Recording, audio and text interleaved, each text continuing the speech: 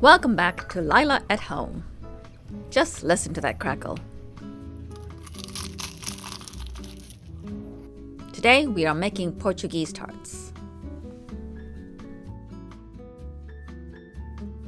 For the pastry, you would need 150 gram all-purpose flour, 1 tablespoon of sugar, 1 teaspoon salt, and 30 grams of butter cubed. Using your fingers, rub the butter in the flour to form a coarse crumble. Then add in 60 ml of water and mix to form a dough.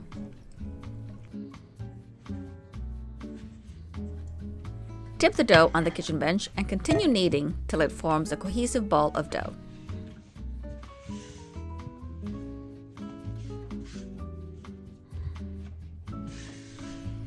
Set aside and cover to rest for half an hour. Meanwhile, get the butter for the layers ready. Use good quality butter for the laminate. Measure out 80 grams and take a sheet of parchment paper. I reuse my paper from preparing other butter laminates to reduce waste. Place the butter on it and fold over one side of the paper. Using a small rolling pin, beat the butter gently to spread it out. Then fold the other sides in.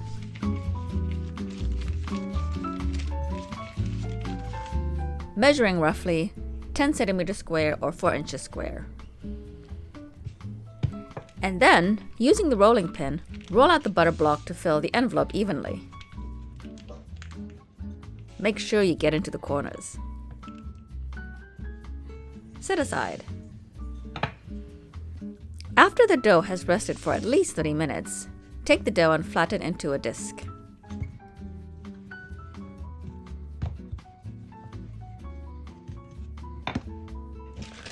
Take another piece of parchment paper and place the dough disc in the middle. Fold the sides over to form a slightly bigger envelope of about 7 inches square.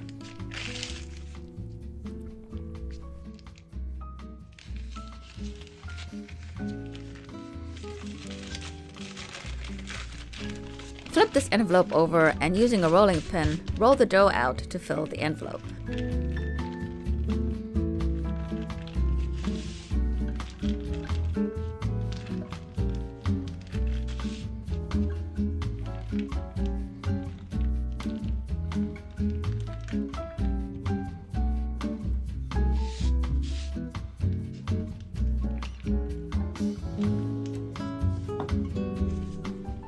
Check that the butter square fits in the middle of the dough. Unwrap the dough.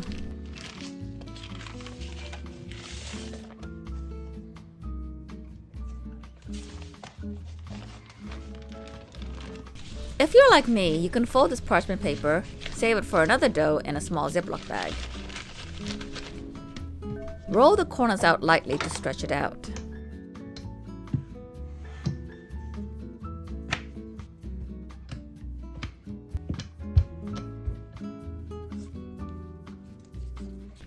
Unwrap the butter square and place in the middle of the dough. Then fold the parchment paper and save along with the other one from the dough and store in the fridge for the next time you make this, or other types of pastry that requires layers, like croissants or puff pastry. Fold the corners of the dough in to cover the butter and pinch to seal.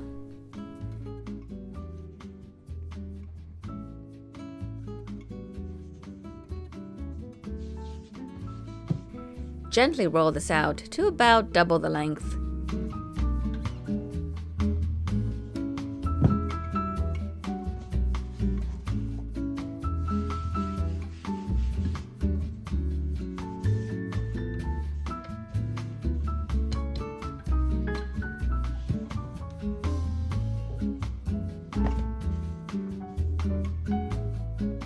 And then fold in thirds into a rectangle.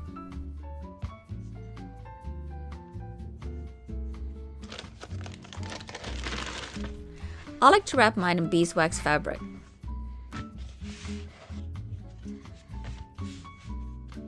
And then put this on a small tray to keep it flat. Then I place this in a plastic bag and leave to rest in the fridge for 30 minutes. Take the parcel out and roll it out again. Recording stopped for some reason, but roll it out first wider, then longer. Fold in thirds again, and this time you should have more of a square shape. Wrap again and rest for another 30 minutes. Now for the final roll. Take the dough out and roll out to about 3 millimeters thick.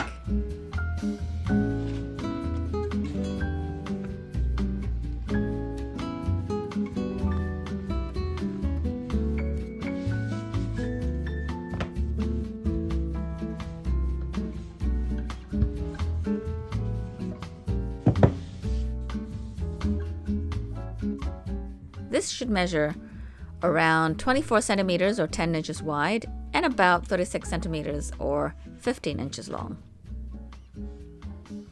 From the short edge, tightly roll the dough into a log.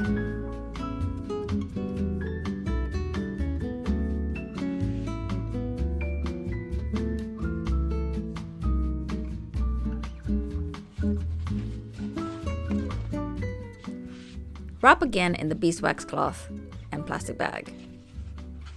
Rest the dough for at least an hour or even overnight.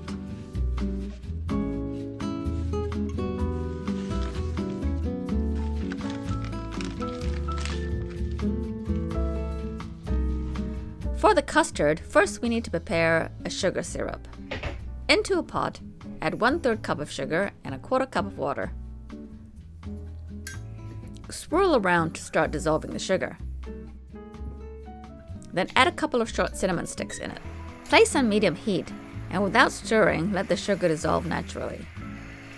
When it steams and bubbles, swirl the pot around to ensure that the sugar has all dissolved. Then pour this sugar syrup in a small bowl. In the same pot, add 2 tablespoons of flour and about 1/4 cup of milk. Stir to mix the flour with the milk. The residual heat will start cooking the flour. Add more milk and continue to stir to remove lumps.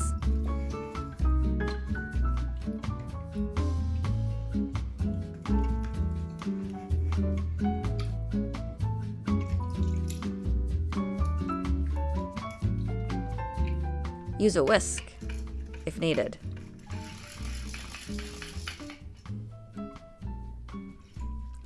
Now you'd want to preheat your oven to 250 degrees Celsius and place the rack on the top third.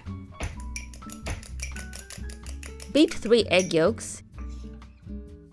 Add 2 tablespoons of hot milk into the egg yolks and beat it in to temper the yolks.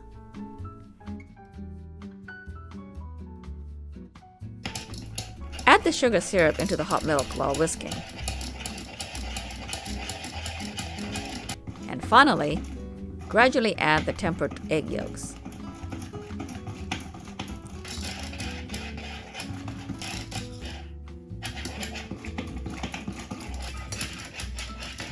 Cook the custard until it slightly thickens, and then strain it into a jug with a pouring spout. Cover with parchment paper to prevent a skin from forming on the surface while you prepare the pastry cases. I use a regular muffin tin. Drizzle lightly with olive oil and brush each cavity evenly.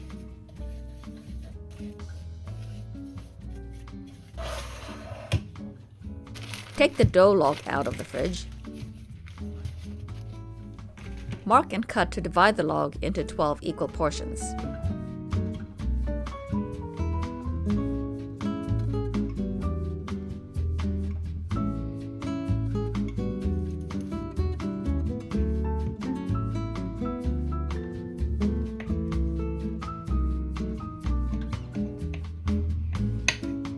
You should be able to see the swirl of butter layers in the cut.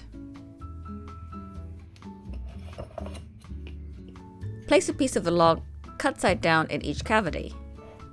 Now, using your thumbs, press the dough in the cavity to gently spread it out to cover the bottom and the sides of the muffin tin. This would be easier if you had individual egg tart tins, but I don't have those. Repeat for all the pieces.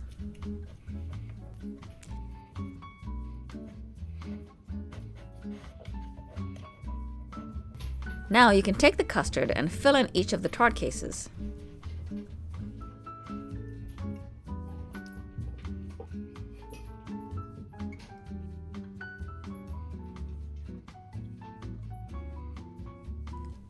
By this stage, your oven should be at temperature. Portuguese tarts need to be baked in a very hot oven. The custard will start bubbling.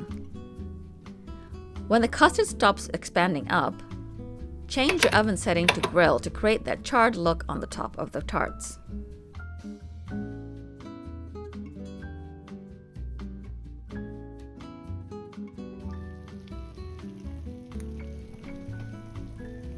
Cool slightly in the tin and then transfer out into a wire rack. If you turn it over, you should see the swirls at the bottom of the pastry. And you can check that it is nice and crispy. These are best served warm or at room temperature.